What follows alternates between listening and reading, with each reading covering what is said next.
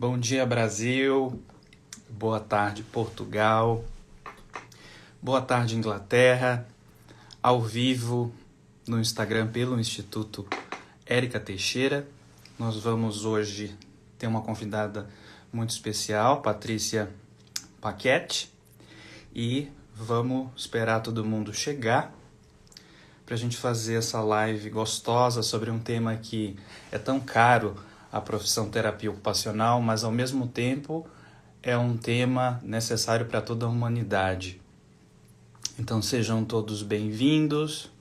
Estou vendo que a Patrícia já chegou, já eu vou chamar a Patrícia. Vamos só esperar um pouquinho as pessoas irem entrando. Bom dia, Ligó, o FPE, com muito carinho. E hoje a gente vai fazer essa discussão então em torno da ocupação humana e falar um pouquinho do curso que vai acontecer no próximo fim de semana. Já eu vou falar um pouco sobre isso. Eu espero que vocês aproveitem bastante esse nosso bate-papo e que a gente possa também continuar no nosso trabalho contínuo de educação, né? De continuar estudando, nos aprimorando, aprendendo com o outro. É essa a nossa proposta. Então, temos aí um sábado aqui bastante nublado, não sei como está em Portugal, vou perguntar para a Patrícia, também não sei como está aí no Brasil. Mas vamos aí com alegria para poder fazer esse nosso encontro de hoje. Então sejam todos muito bem-vindos. E antes da gente começar essa live, eu gostaria de comunicar para vocês alguns informes importantes. A Érica está falando que no Brasil está sol. Em Portugal ainda não sabemos, mas já eu vou chamar a Patrícia. Patrícia, já eu vou fazer o convite para você, ok? Eu vou só dar 2 informes aqui, antes da gente chamar a Patrícia. O primeiro é de que quem estiver participando dessa live, corre no último post do Instituto Érica Teixeira, no post da live, que vocês vão ver, e comenta marcando um amigo. Então você vai marcar um amigo por comentário e ao final dessa live nós vamos sortear mais uma vaga para o curso da Patrícia, que vai acontecer no próximo sábado, dia 28 de agosto, a partir das 3 horas. Continuem ligados aqui nessa live, porque no final a gente também vai trazer mais uma surpresa para vocês, tá bom? Então temos aí um número bom de pessoas entrando e eu vou já chamar a Patrícia. A segunda comunicação que eu acho que é importante da gente falar é que caso vocês não ganhem esse sorteio, surpresa, né, que a gente está fazendo a partir dessa live e o que a gente já tem na página do Instituto, eu destaco que vale muito a pena fazer o curso da Patrícia. É um curso de 3 horas, como eu já falei, no próximo sábado, das 3 às 6 do horário do Brasil. E é um curso teórico prático, inicial, né, de como pensar na promoção do bem-estar, na dignidade das pessoas, né, que à medida que envelhecem vão enfrentando dificuldades e quais estratégias nós podemos adotar, certo? Um curso para profissionais da saúde e cuidadores. Se inscrevam no link da bio do @Instituto Érica Teixeira. É só clicar lá no link da bio e achar esse curso. E podem também escrever, caso tenha alguma dúvida, para o e-mail contato@institutoericateixeira.com.br. Ok? Já estou chamando a Patrícia. Para quem não me conhece, eu sou Daniel Cruz, brasileiro, terapeuta ocupacional. Atualmente eu resido na Inglaterra. Eu sou formado há 18 anos. Durante 12 anos eu fui professor da Universidade Federal de São Carlos, do curso de terapia ocupacional.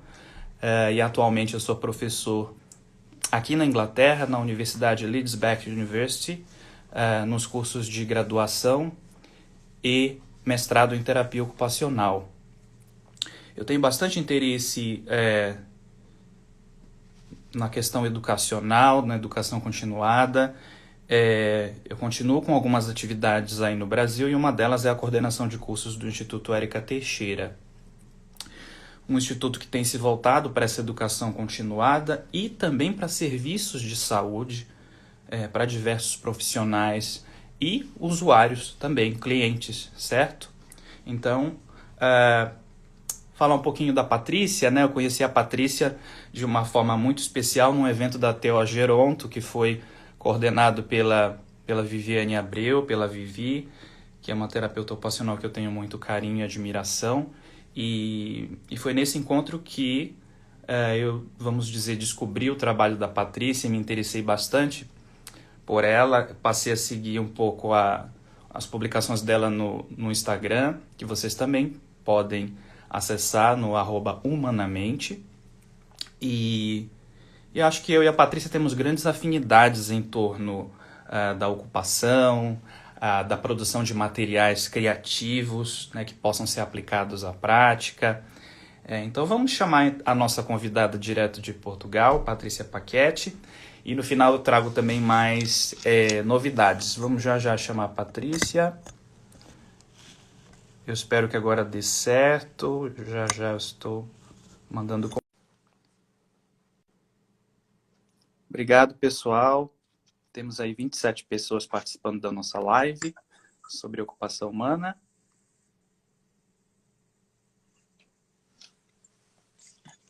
Patrícia, me ouve? Eu estou a ouvir muito bem, não sei se vocês me estão a ouvir. Sim, a gente está te Sim, ouvindo. mas não me estão a ver. Não. Como é que eu faço isto? Há pouco via-me. E agora, como é que... Não sei. Você tem se você quiser tentar entrar e sair de novo. Eu acho que, Mas isto eu acho que já sei, já percebi. aí, Pronto. a câmera estava invertida. Não sei como é que fiz isto.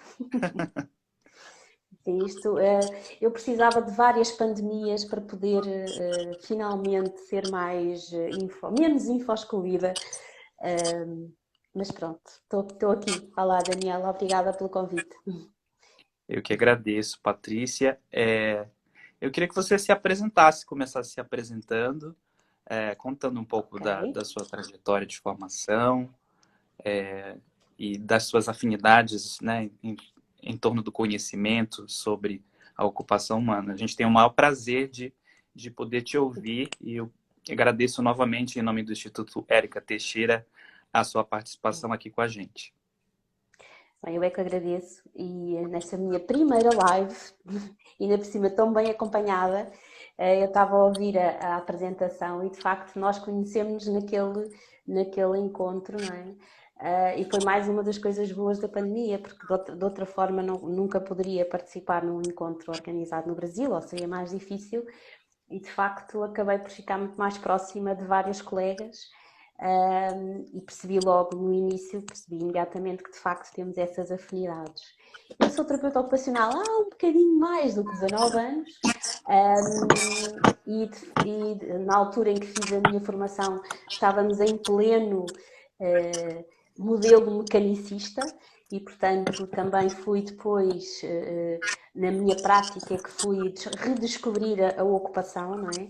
Porque na minha altura ninguém podia, praticamente não se falava em ocupação, não é? Acho que passámos aí uma época um bocadinho mais negra da nossa profissão, em que negávamos aquilo que é a nossa base, o que é o nosso core, os nossos valores mais intrínsecos. Mas a ocupação foi sempre algo que me disse muito e trabalhei sempre, ou quase sempre, na área da saúde mental. E nos últimos anos, já há muitos anos, que trabalho com pessoas que vivem com demência. Tive bastantes anos a trabalhar na Alzheimer Portugal e foi nessa altura que tive a oportunidade e a sorte de conhecer a Viviana Abreu e a Mauriceia Tabosa, que já vi que também está aqui hoje connosco a assistir, pessoas que me ensinaram imenso e que eu admiro imenso, e tive a oportunidade de ir ao Brasil e de facto estar em congressos e conhecer colegas. E portanto nestes últimos anos tenho feito de facto tentar contribuir para o bem-estar e dignidade destas pessoas. Penso que é uma área, digamos, populacional que ainda está muito pouco vista, muito pouco olhada. À medida que envelhecemos, pelo menos isto é o que acontece em Portugal, não sei se a realidade brasileira se é parecida ou não. Aqui em Portugal, o envelhecer ainda é muitas vezes sinónimo de perda de direitos humanos, de direitos ocupacionais, e portanto há aqui ainda um trabalho muito grande a fazer, e eu penso que o terapeuta ocupacional pode ter, sem dúvida, um papel importante no que é o trabalho da justiça ocupacional em relação às pessoas que, à medida que envelhecem, e sobretudo das pessoas que vivem com demência, que de facto é aquela franja cada vez maior, infelizmente, de pessoas que de facto estão um bocadinho desamparadas e excluídas, não é? A própria doença exclui, mas depois a sociedade é a primeira também a excluir a pessoa, não é? E Exato. falta encontrar aqui, fazer este encontro. Exato. E a sociedade muitas vezes exclui a partir de uma visão, né, de processos de saúde que deletam a pessoa, né, que deletam a pessoa que se encontra hospitalizada, que recebe cuidados por todos os profissionais de saúde.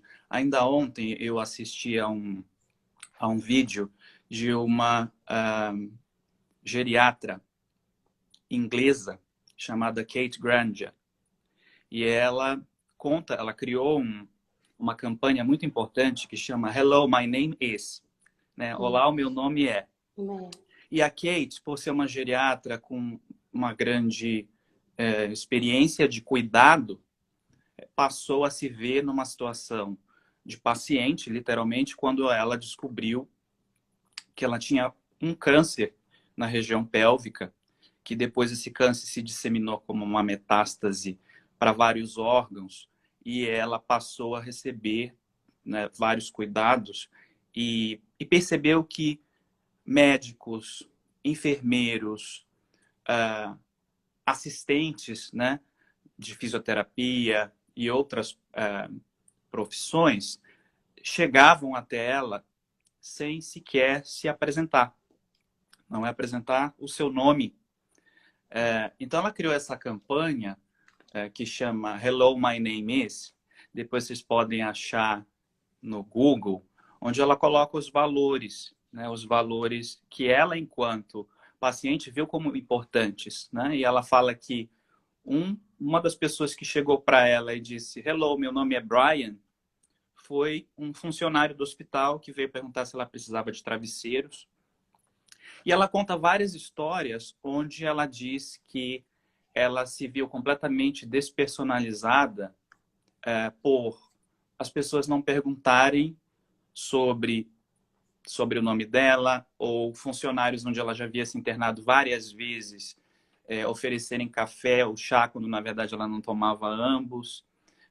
Então ela conta um pouco do quanto algumas medidas que parecem ser tão pequenas, mas na verdade tem uma dimensão tão grande, né, na vida de quem precisa de cuidados e que está sendo assistido por alguém, e que não requer custo nenhum para um serviço de saúde. E que podem ser facilmente muito aplicados. Pelo contrário, Daniel. Muito pelo contrário. Não só não representam custos, como se forem de facto aplicados, até vão diminuir os custos. Porquê? Porque alguém que é tratado de uma forma condigna e personalizada, claro que vai ter maior bem-estar. E nós sabemos que se tiver maior bem-estar, toda a sua questão de saúde, digamos, orgânica, melhora muito mais rapidamente. Portanto, Exato. nós não só não gastamos, como poupamos dinheiro ao sistema de saúde se tivermos uma postura.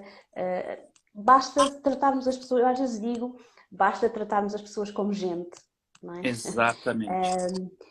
Porque essa descrição é num hospital e não é bom, mas eu lembro-me, por exemplo, dos cuidados de longa duração. Quando falamos, nós aqui em Portugal chamamos estrutura residencial para a pessoa idosa, vocês chamam estrutura de longa permanência, salvo erro, não é? No Brasil. Exato. Em que as pessoas são tratadas sem ser como gente o resto das suas vidas, não é? E, portanto, assume uma proporção muito maior, porque estamos a falar de anos em que a pessoa não usa a própria roupa, que não tem controle sobre nada da sua vida. Nada. Eu há bem pouco tempo, há 2 semanas, estive a fazer uma formação exatamente sobre isto e sobre uma ferramenta que eu desenvolvi, pronto, há pouco não falei da Humanamente, mas tu já tinhas apresentado, não é? Que eu acabei por criar a minha próprio emprego e por criar a minha própria empresa, porque lá, aqui eu sei que posso viver os meus valores e que posso, de facto, disseminá-los como acredito que é como, enfim, como deverão ser, não é? E, portanto, precisava aqui de alguma liberdade intelectual e por aí daí ter tomado este passo. E estava a dar formação sobre isso, sobre uma ferramenta que desenvolvi, que é o Plano de Bem-Estar em Demência, em que uma das coisas que se fala é tão simples como dar a opção de escolha da roupa que a pessoa quer usar. Uhum. E o que me diziam na formação, exatamente umas assistentes, ajudantes, diziam com ar muito espantado: mas eu se der à escolha, a senhora não sei quantas vai querer vestir roupa e ela está de pijama. Então, Uhum. e porquê que está de pijama? Ela não sai de casa. Então, Uhum. mas se a senhora... Portanto, são coisas tão pequeninas que fazem toda a diferença na vida de alguém que não tem mais nada senão, se calhar, vestir a roupa que sempre vestiu e que gosta de se ver, não é? E ficaram a olhar para mim muito espantadas. Como é que eu vou dar à escolha uma pessoa com demência para vestir roupa? E isto é o século XXI, portanto, às vezes é um Sim. bocadinho assustador, não é? Uhum. Porque eu ainda não percebi bem o que é que está na base disto. Não sei se é só Exato. o idadismo, só entre aspas, não é? O idadismo, ou se é mesmo a despersonalização completa. A pessoa, por viver um processo demencial, de facto fica menos pessoa. E, portanto, nem sequer tem a oportunidade de dizer: eu não quero vestir um pijama, eu quero vestir uma saia ou umas calças. Isto é a despersonalização total. Exato. E essa oportunidade de escolhas, né, que muitas vezes é um pouco na direção do que você colocou, eu gosto muito da Elizabeth Erksa, que é a Sim.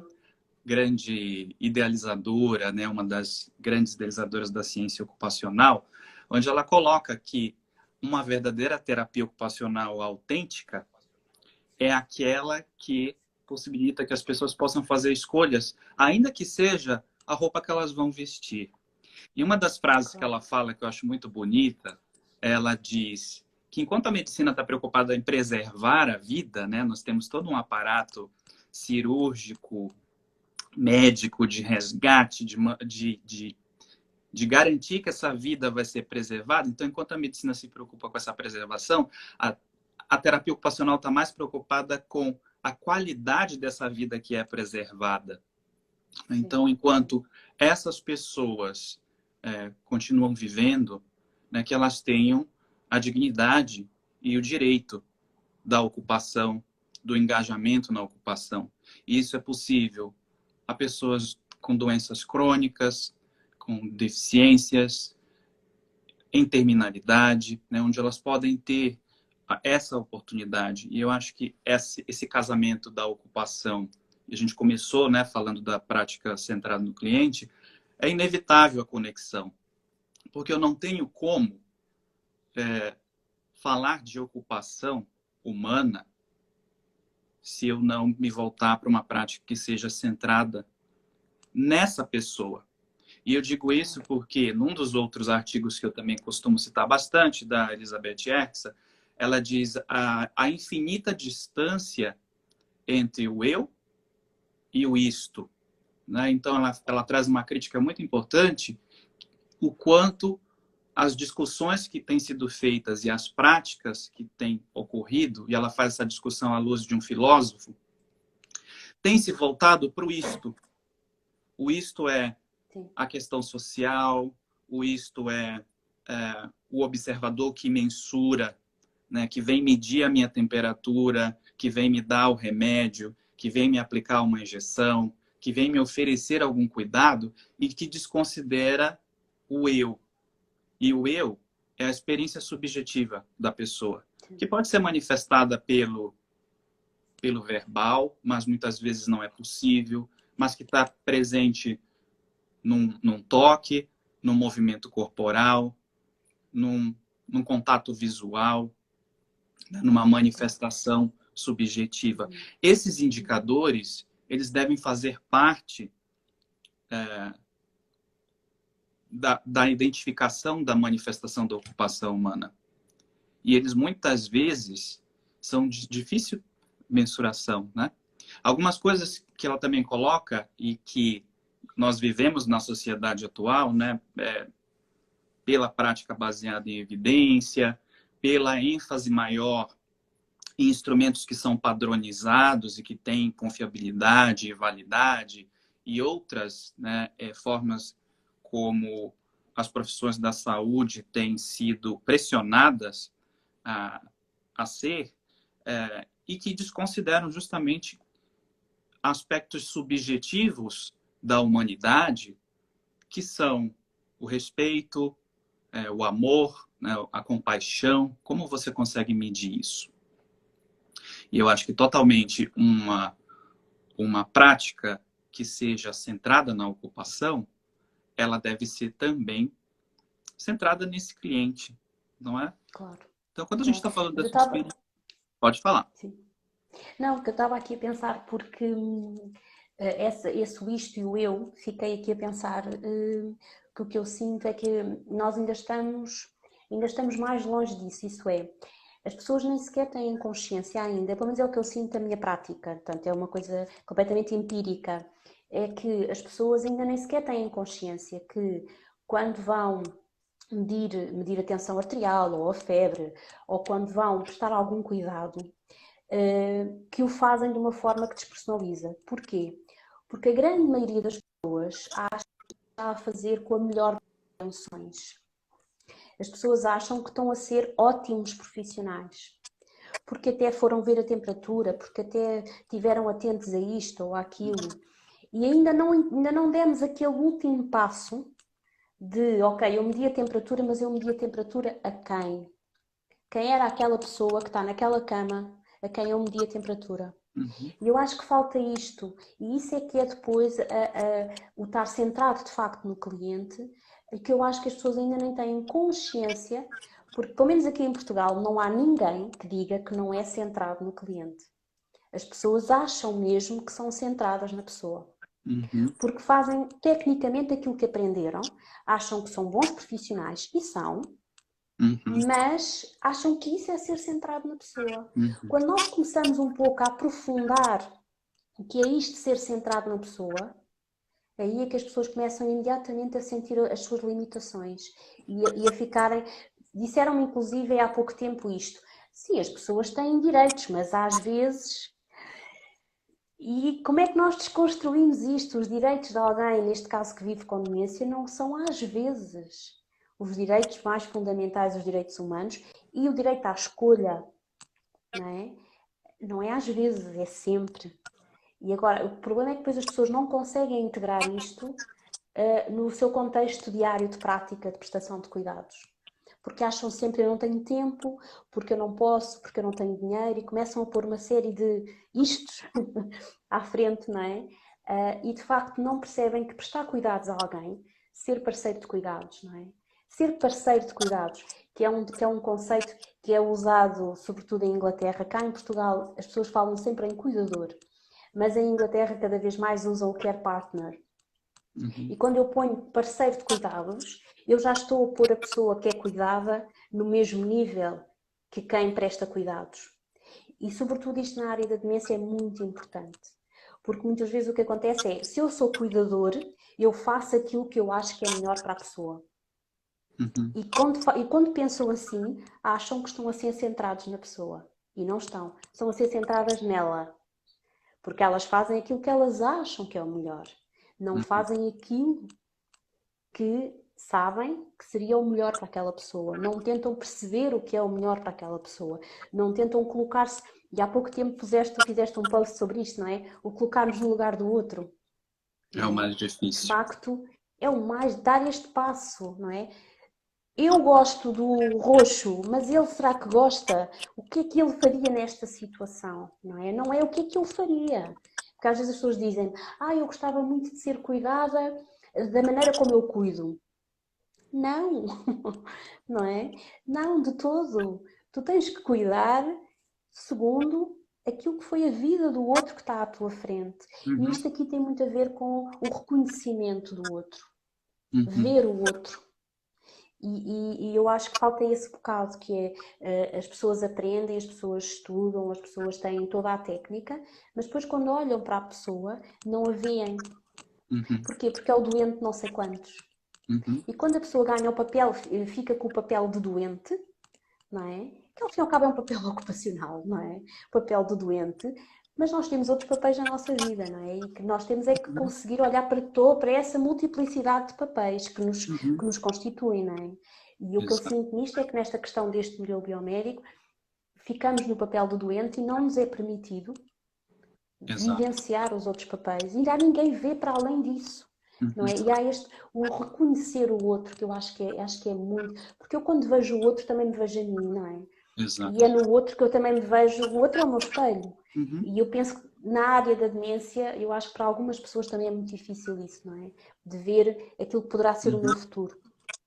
E eu acho que também há aí uma grande dificuldade, as pessoas não se conseguem identificar com as pessoas que vivem uhum. com demência, por ser uma situação tão complicada, não é? E, portanto, acabam por fazer aqui uma barreira e são muito menos empáticas e a tal compaixão. Se eu não me identificar com o outro, não vou conseguir desenvolver ao fim e ao cabo, essas competências, não é? Que são trabalhadas, que nós podemos treiná-las, não é? Mas que eu não Uhum. estou a ver isso acontecer na área da demência. Exato. E eu Parece que eu acho que sou nós muito podemos tagarela. expandir.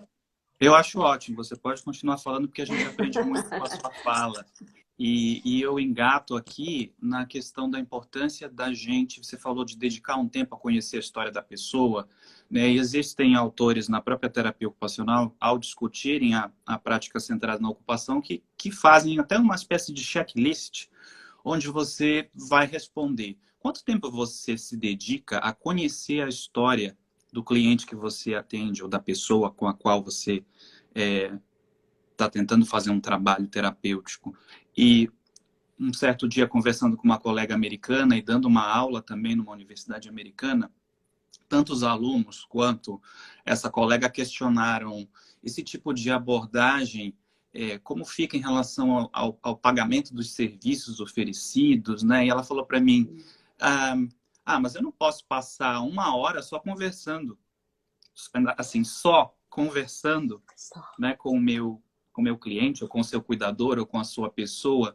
Então, essa fala, ela também já traz a valorização do quanto conhecer a pessoa é parte importantíssima para o planejamento Claro, do que vai ser feito dentro de um serviço, claro, não é?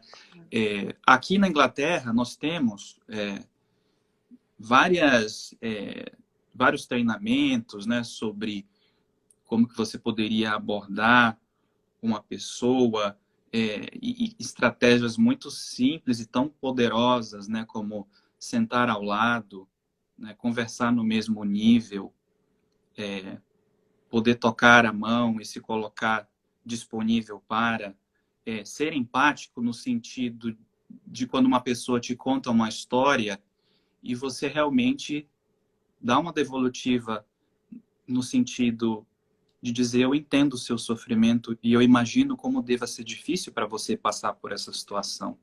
Claro. E os estudos, como você já mesma colocou, né, as evidências, já que a gente também colocou sobre prática baseada em evidência, têm colocado que os objetivos terapêuticos eles são muito mais alcançáveis ou atingidos quando a nossa prática ela é de fato centrada na pessoa.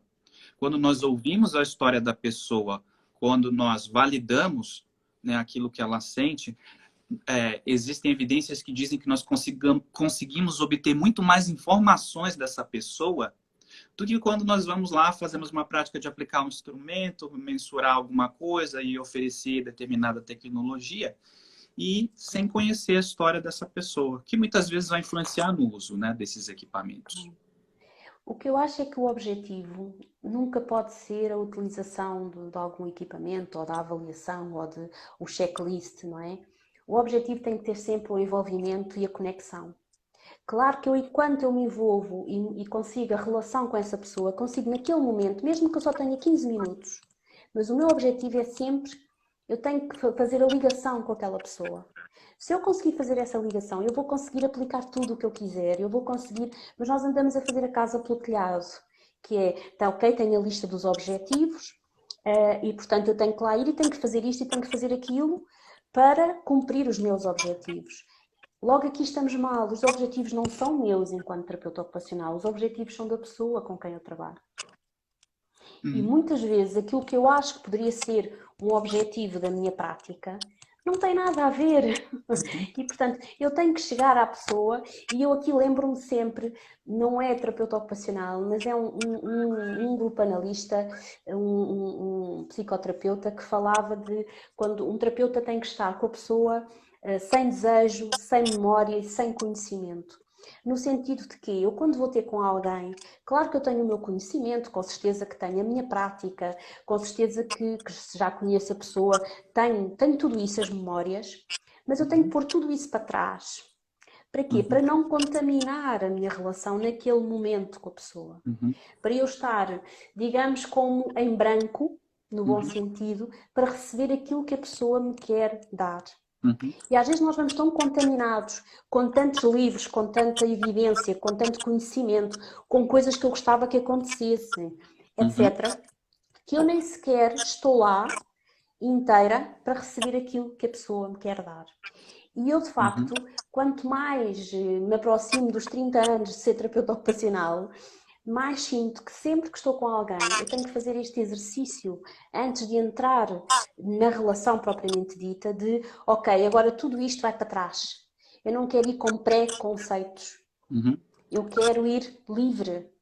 Para quê? Para poder receber aquilo que a pessoa me quer dar.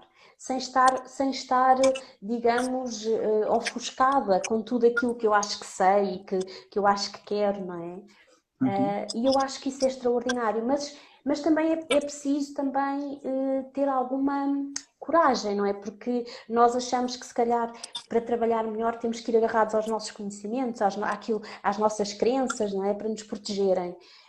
E quando fazemos isso deixamos de estar disponíveis para o outro. E de facto as escolhas, aquilo que é importante em termos ocupacionais para o outro, muitas vezes não tem nada a ver com aquilo que eu acho que seria importante para essa pessoa.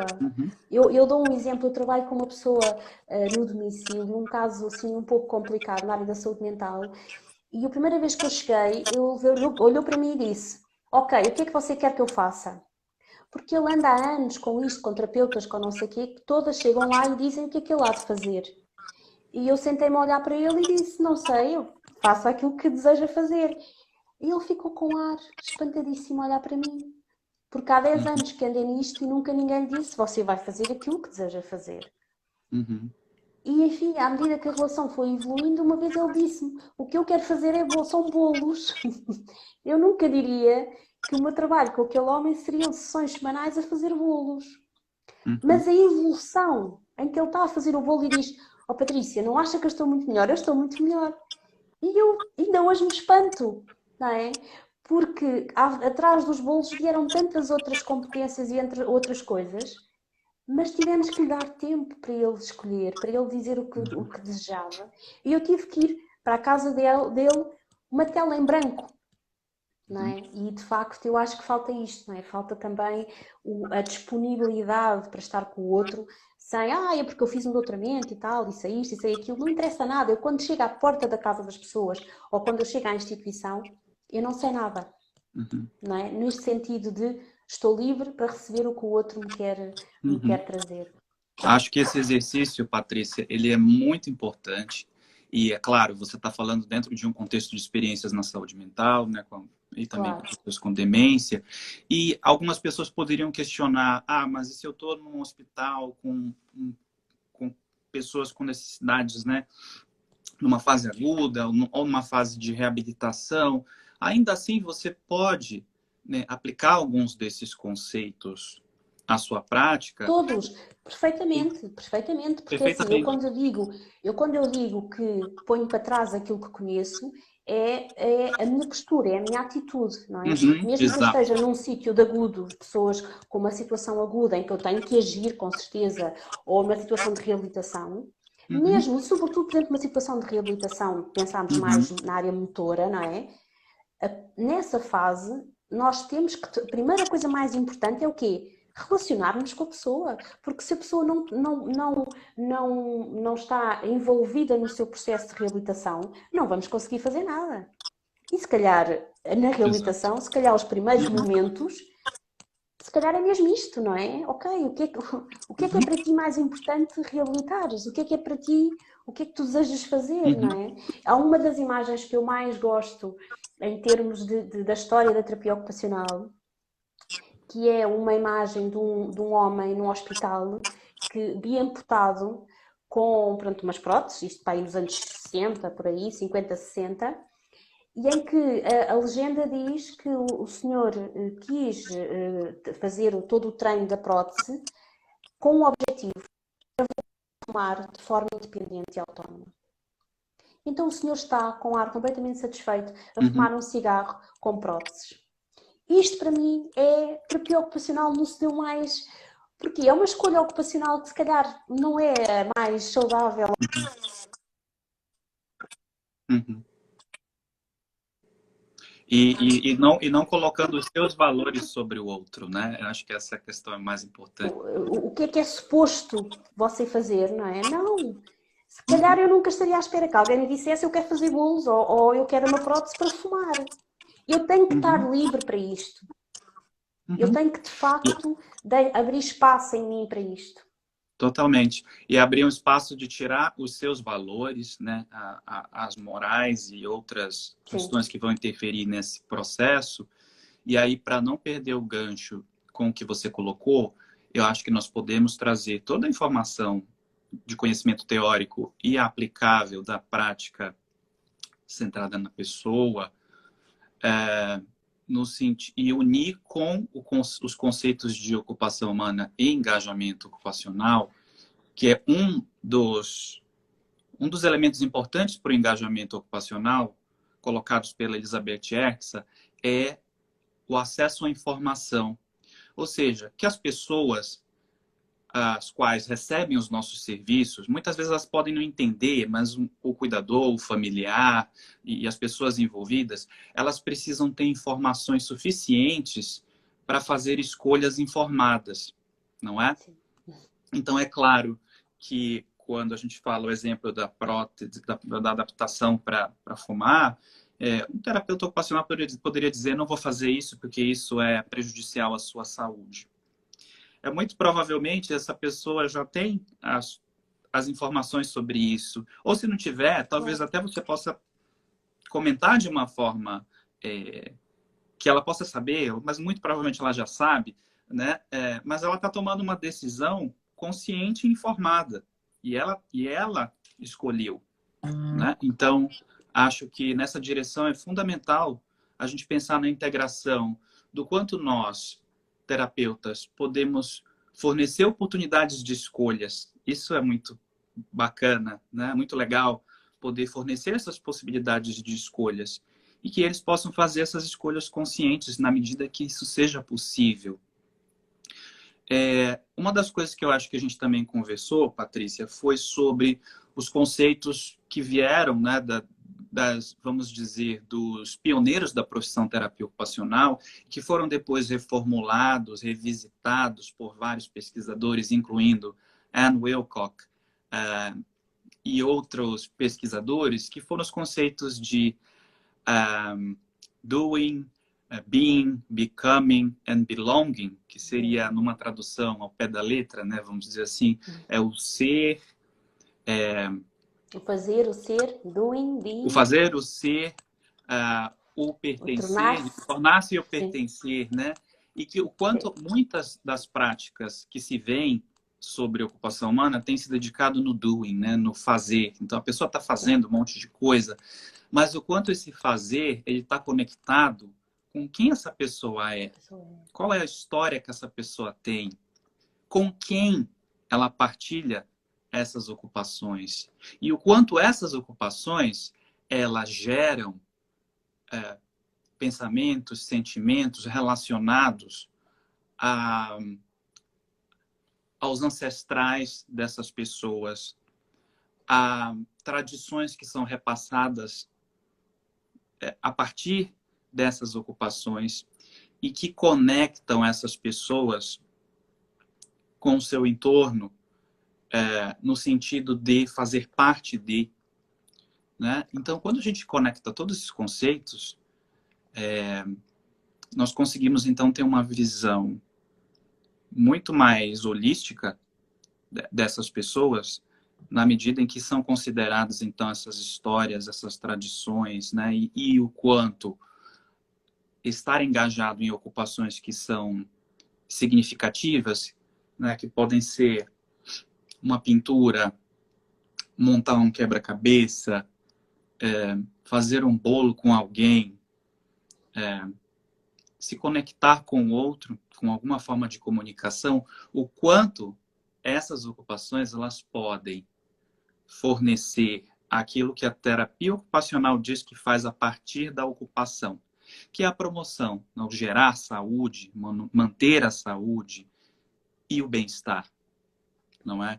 Então, tem uma série de estudos sobre as bases neurológicas da ocupação, a partir de estudos de neuroimagem, né, e que vem mostrar para a gente que essas ocupações elas têm um potencial terapêutico em qualquer estágio da vida, em qualquer ciclo de desenvolvimento. E na medida que podemos propor... Têm quando são de facto significativas, não é? Exatamente. Quando as pessoas não estão em alienação ocupacional. Este é um termo, para um conceito para mim é que vejo tantas vezes acontecer e é tão fácil, não é? As pessoas, lá está, como dizias, as pessoas estão tão centradas no fazer alguma coisa, não é? E eu volto a dizer, nestes meus anos todos de prática, se calhar as sessões de terapia ocupacional mais ricas, mais transformadoras que tive, se calhar fizemos zero, no sentido de fazer alguma coisa concreta, não é? E portanto, e eu acho que às vezes aqui as pessoas ficam muito presas ao fazer alguma coisa com um produto final, não é? Alguma coisa que se veja, alguma coisa concreta. E ao ficarem tão presas a isso, lá está, ficam presas ao isto e vem a alienação. E vêm as pessoas mais velhas a fazerem coisas que não têm nada a ver com a sua narrativa, com a sua história, até com a sua cultura, até com a sua religião. Não é? E às vezes podemos fazer isso só pela escolha da roupa. Pessoas que eu, por exemplo, aqui em Portugal ainda vejo algumas senhoras que nunca usaram, por exemplo, calças e que sempre usaram saias, até pela sua comunidade em que estão inseridas, pela religião, enfim. E que, por exemplo, às vezes nestas instituições de longa permanência, porque é mais prático, porque é mais fácil, ou porque vai para a fisioterapia, começa a usar calças.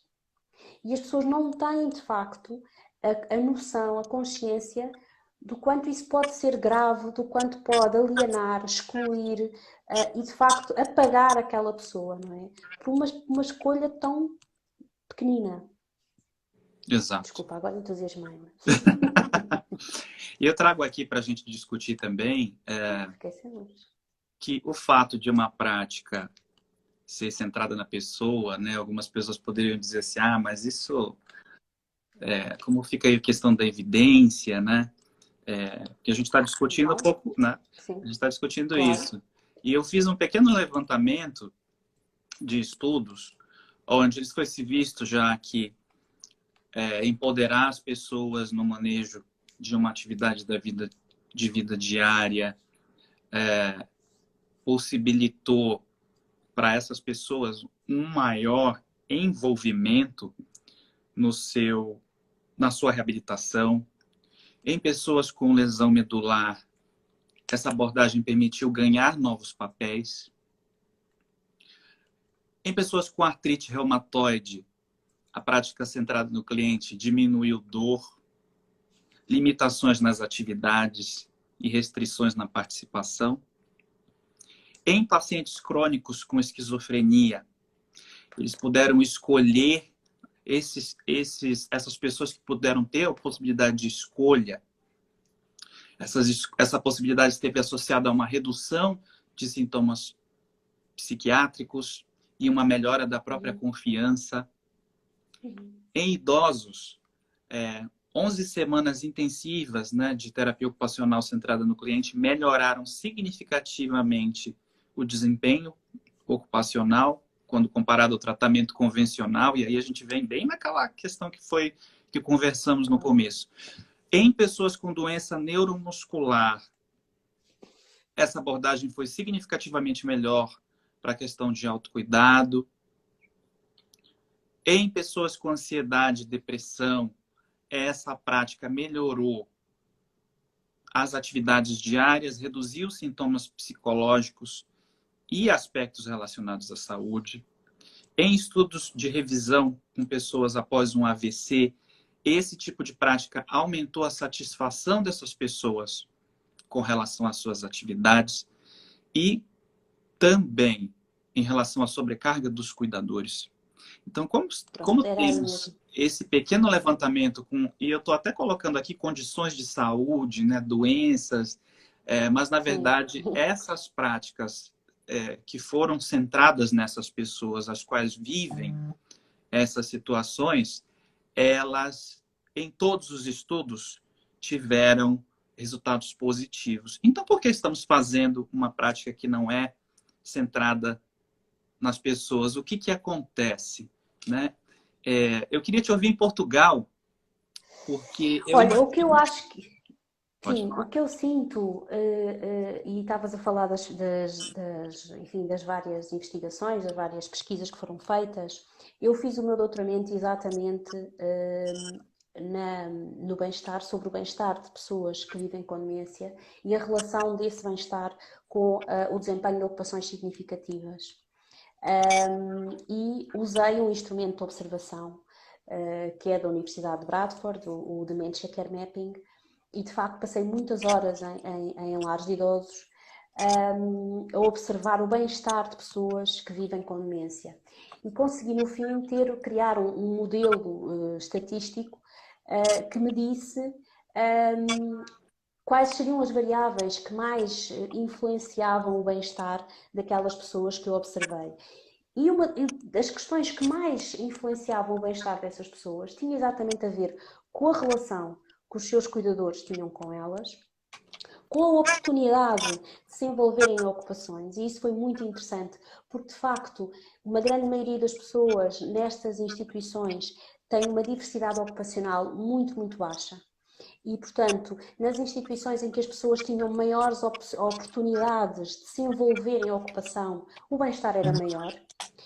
E o que também foi possível ver foi que nas instituições em que as pessoas que viviam com demência tinham estes fatores e tinham maior bem-estar, também quem lhes prestava cuidados tinha menores níveis de burnout. E, portanto, de facto, o porquê de nós, com tanta evidência, e há de facto tanta evidência, porque é que ainda não demos o salto. Eu sinceramente acredito porque tem a ver com... Em Portugal temos uma questão que é, estamos completamente mergulhados no modelo biomédico e atenção, e aqui volto, gosto sempre de fazer aqui este disclaimer, nada contra o modelo biomédico, é importantíssimo, tem-nos ajudado a viver muito mais, a erradicar uma série de doenças, a imensas descobertas importantíssimas. Agora, o modelo biomédico tem que estar enquadrado num modelo mais biopsicossocial.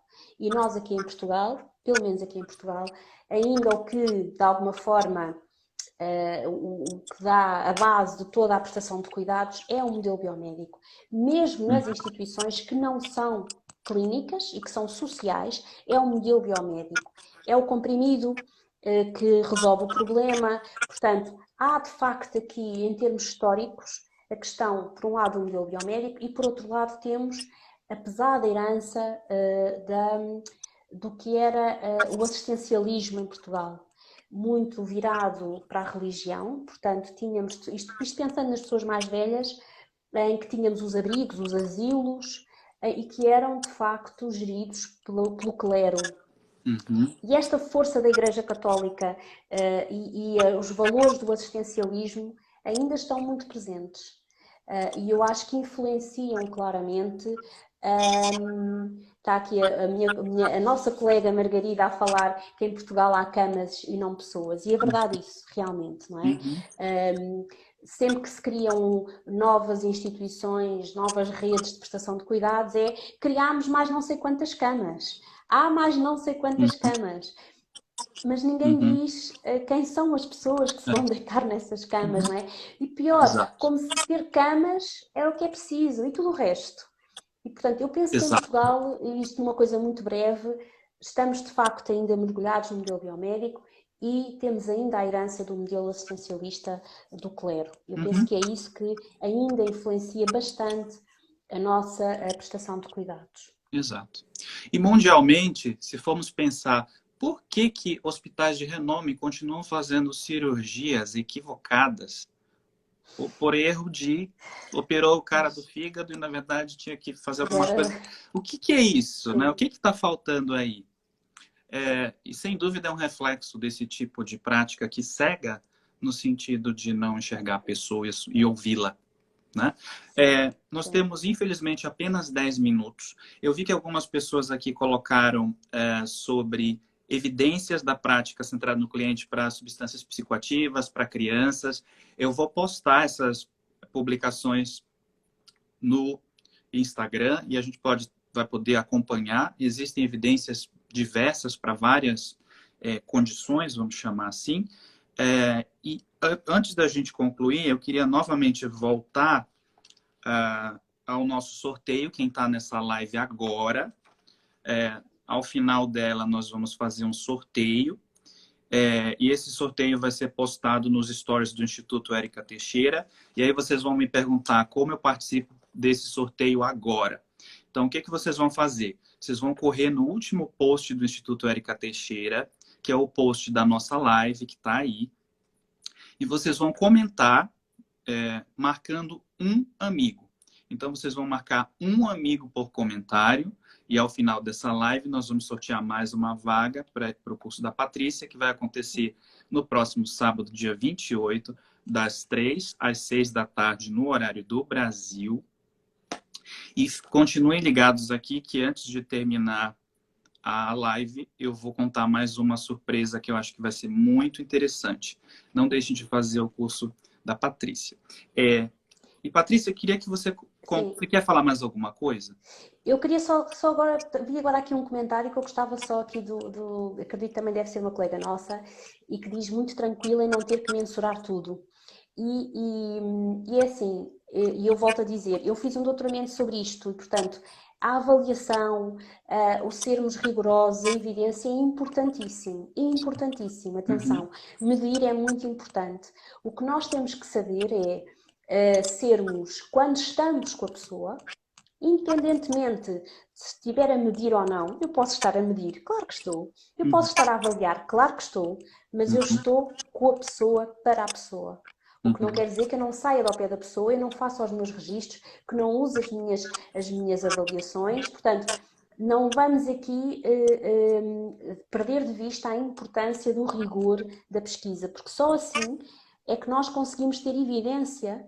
Claro que cada um de nós que é terapeuta ocupacional e que aqui está, sabe perfeitamente do poder da ocupação, do poder da relação, uhum. claramente. Agora, nós precisamos de pôr isso em evidência e, portanto, temos que medir sim.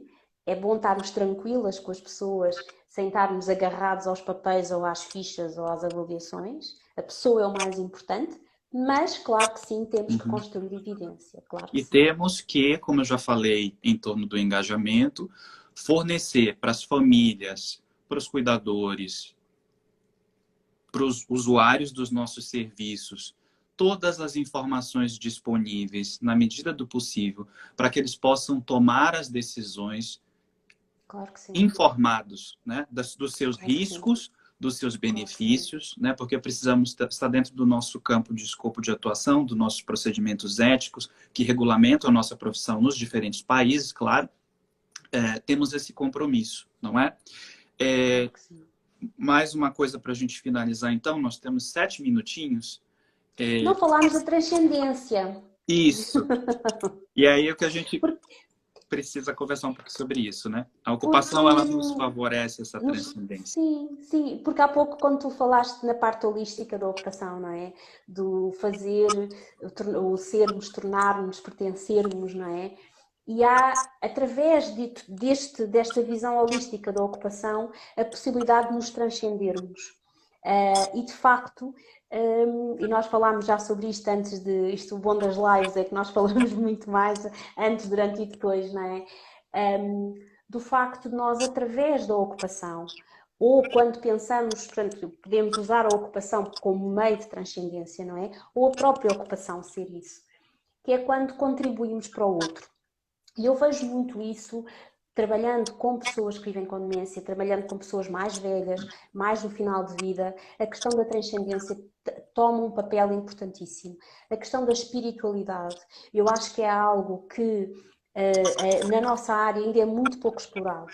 E de facto, Uhum, para estas pessoas, mais do que a religião também, com uhum, certeza, mas mais do que isso, a espiritualidade e uhum, a forma que a ocupação nos pode ajudar estas pessoas a transcenderem-se e a continuarem, porque eu acho que as pessoas sentem muito à medida que a vida, enfim, se desenrola e que envelhecem, e muitas vezes dizem isto: para que é que eu sirvo? Já não estou aqui, já uhum, não sirvo a ninguém, não é?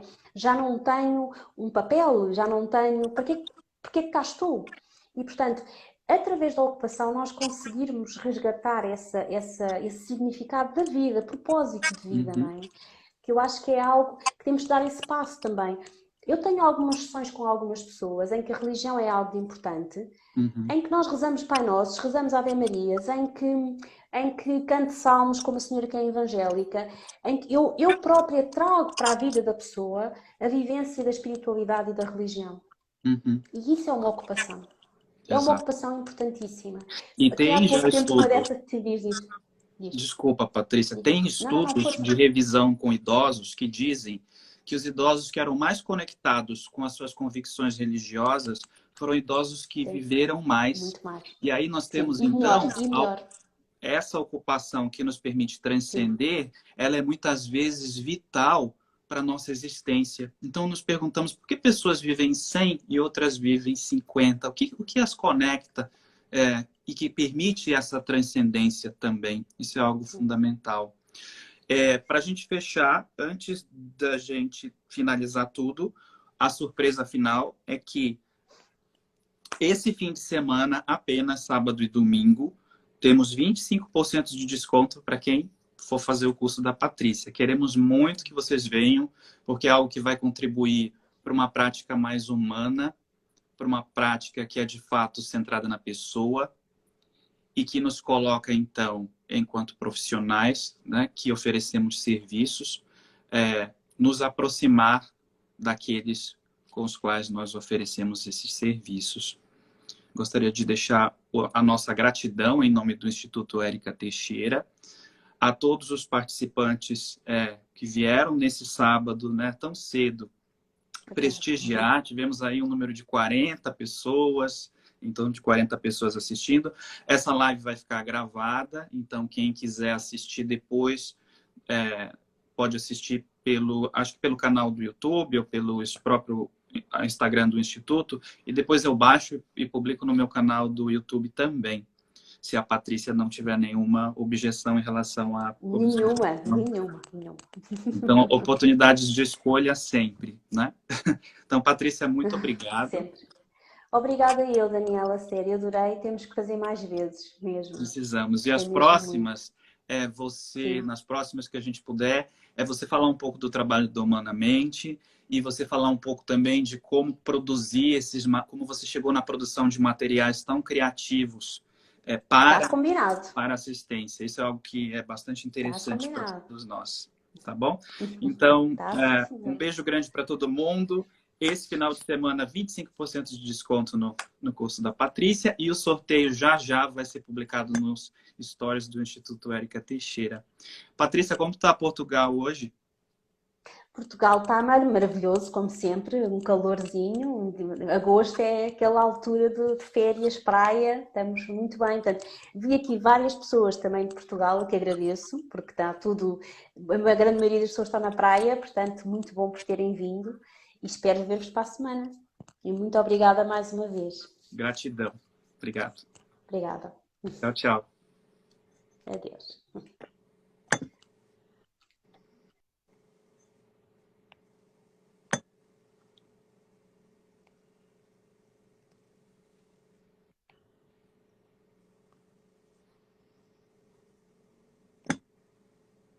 Tchau, tchau, gente. Vou finalizar aqui.